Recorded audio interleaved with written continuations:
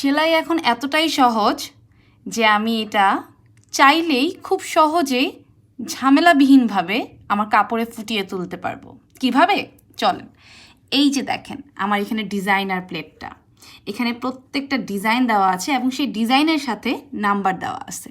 যে নাম্বারটা আমি ডিসপ্লে সেন্টারটার মধ্যে উঠালেই অটোমেটিকভাবে আমার মেশিনটা আমার কাপড়ের মধ্যে সেই ডিজাইনটা করে দিবে। কিভাবে? একদম প্র্যাকটিক্যালি আপনাদেরকে করে দেখাই। এখন এইখান থেকে আমি যে কোনো একটা ডিজাইন সিলেক্ট করবো, অ্যাজ লাইক 51, এখানে 51। আর এটা হচ্ছে আমাদের অটোমেটেড প্রেস বাটন, এটার মধ্যে এবার প্রেস করব, আমার সেলাই হচ্ছে।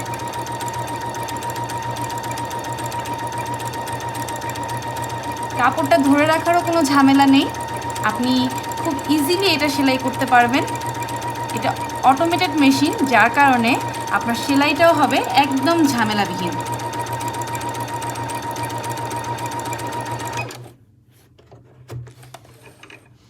এই যে আমাদের সেলাইটা।